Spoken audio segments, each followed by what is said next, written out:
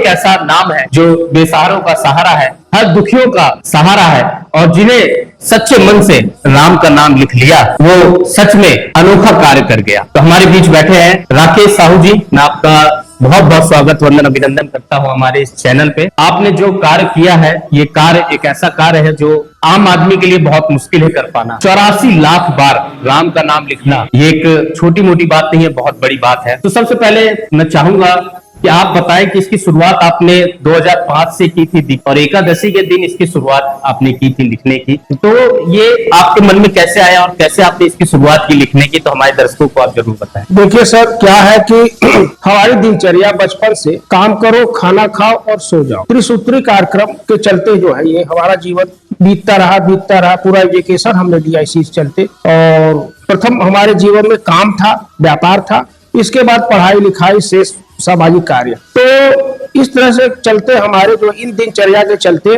त्रिसूत्री कार्यक्रम जैसे काम करो, खाना खाओ और सो जाओ, इसके चलते बहुत चीजें हमारे जीवन से छूट गई। जब हमको होश आया 39 साल की उम्र में लगभग, तो पढ़ने लगे कि भाई हमारे जीवन में छूटा क्या, पाया क्या।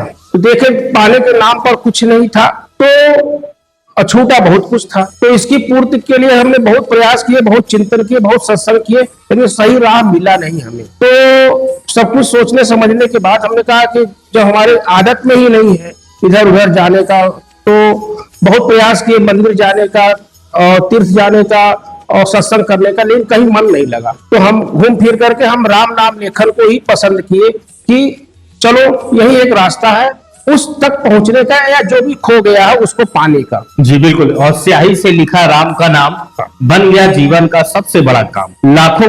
लाखों शब्द लिखकर इन्होंने अपने भाव को कर दिया प्रकट। तो आगे मैं जानना चाहूंगा आपसे कि इस जो आपने इस सबसे बड़ी किताब, हम सतना की सबसे बड़ी किताब इसे कह सकते हैं, जैसे चित्रकूट में हमारे कामतानाथ जी है, चित्रकूट में श्री राम भगवान ने कई वर्षों तक वनवास किया, जैसे मैहर की शारदा माता है, ऐसी हमारी सतना की पहचान है सबसे बड़ी किताब। तो मैं जानना चाहूंगा हमारे दर्शकों को आप बताएं उसमें कितने शब्द हैं, कितने लाइन है और कितने पेज हैं, और इसका वजन और लंबाई कितनी है। तो मैं चाहूंगा हमारे दर्शकों, क्योंकि गरुड़ पुराण में उल्लेख है 84 लाख योनि का, प्रथम तो हमने यही सोचा कि चलो हम 84 लाख योनि, ये अर्थात 84 लाख शब्द लिख करके अपने आप को धन्य मानेंगे, और प्रभु कृपा अगर रही आई तो हम इसको पूर्ण, उनकी कृपा से हम पूर्ण भी कर लेंगे धीरे धीरे करके।